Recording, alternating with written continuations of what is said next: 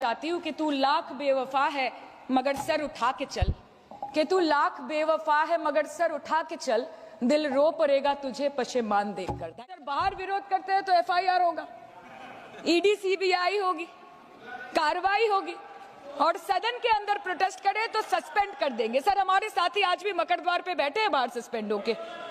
2023 के winter session में 141 opposition MPs को एक साथ सस्पेंड कर दिया गया था, और करने के बाद भारतीय न्याय संहिता लेकर आए एक नया क्रिमिनल लॉ जो पूरे देश के क्रिमिनल कोड के प्रोसीजर को बदल देता है, जो स्टेट्स के लॉ एंड ऑर्डर को डायरेक्टली अफेक्ट करता है। सर बाहर भी बुलडोजर चलाएंगे और सदन के अंदर भी बुलडोजर चलाएंगे। सर ऐसा नहीं होता है। ये ताकत की बुलंदी भी पल भर का तमाशा है सर, कि ये ताकत की बुलंदी भी पल भर का तमाशा है। जिस डाल पे बैठे हैं वो टूट भी सकती है, जिस डाल पे बैठे हैं वो टूट भी सकती है। इसलिए ख्वाब जरूर देखिए, लेकिन ख्वाबों में घर बना के रहने की गलती मत कीजिएगा। सर इस सदन का कैमरा, बहुत मेरे साथी बोल रहे थे कि कैमरा भी ये सब देख देख के कॉम्प्रोमाइज हो गया। बोलते हमें दिखाता आप लोगों को है।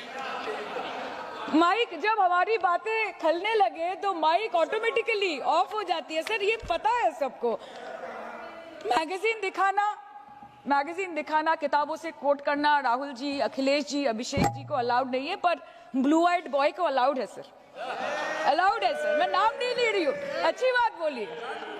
आप सही कहते हैं सर कि देश देख रहा है, देश सच में देख रहा है कि कैसे ऑपोजिशन आ भी करती है तो हो जाती है बदनाम, और वो कत्ल भी करते हैं तो चर्चा नहीं होता। और हम मानते हैं कि एलओपी का सलाहकार कोई नहीं है सर, परंतु प्रधानमंत्री जी का सलाहकार बनके उनको सदन में आने से रोक दिया ये कहकर कि महिला सांसदों से उनको खतरा है। सर आपने तो हमको देशवासियों के सामने आतंकवादी बना दिया, और जबकि असली आतंकवादी इस देश में साइकिल चला के घुस जाते हैं और पैदल वापस चले जाते हैं, आप उनको रोक नहीं पाते।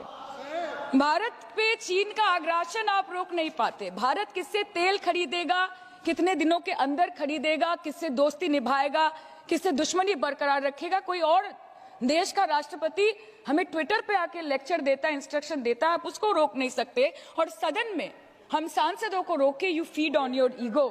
सर कृपया इतना भरोसा रखिए कि लड़ाई नीतियों की है, विचारों की है, आपके और हमारे परिवारों की नहीं, इस देश के लोगों के अधिकार की है। हाँ लड़ते हैं हम आपसे, हम लड़ते हैं आपसे, संविधान हाथ में लेके लड़ते हैं, हाथ में हमारे तलवार नहीं है सर।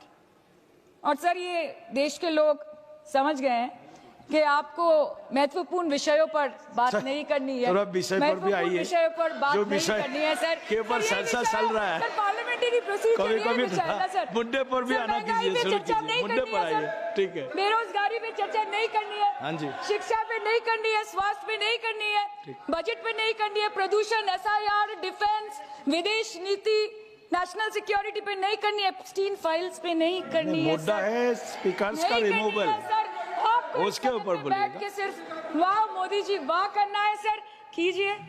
पर आपसे विनती इतनी है कि डेमोक्रेसी को बचाइए, और कृपया इस सदन को किसी पार्टी ऑफिस मत बनने दीजिए सर, यही दरख्वास्त है। क्योंकि ये सदन जैसे हमारे आदरणीय प्रधानमंत्री के लिए मंदिर है, वैसे हमारे लिए भी मंदिर है, और गणतंत्र हमारी पूजा है, संविधान हमारी गीता है। और इस मंदिर में बैठ के अगर कोई झूठ बोले और गीता पे हाथ रखे, कोई अन्याय करे, तो sir all India Trinamool Congress जो इस देश की 3rd लार्जेस्ट ऑपोजिशन है, that will surely not pander or surrender to your step motherly, or should I say step fatherly attitude। अंत में अध्यक्ष महोदय मैं पुनः ये कहना चाहती हूँ कि ओम बिरला सर से व्यक्तिगत रूप से मुझे कोई भी विरोध नहीं है, और मुझे ये बुरा लग रहा है कहते हुए कि मैं पहली बार की सांसद हूँ, और मेरे पहले टर्म में उनके विरोध में मुझे ये अविश्वास और अनास्था प्रस्ताव लाना पड़ रहा है। मैं चाहती हूँ कि उनकी चेहरे की हंसी सदैव बरकरार रहे, और इसी संदर्भ में मैं एक शेर कह के अपनी बात खत्म करना चाहती हूँ कि तू लाख बेवफा है मगर सर उठा के चल, कि तू लाख बेवफा है मगर सर उठा के चल, दिल रो पड़ेगा तुझे पशेमान देखकर। Thank you so much. Thank you.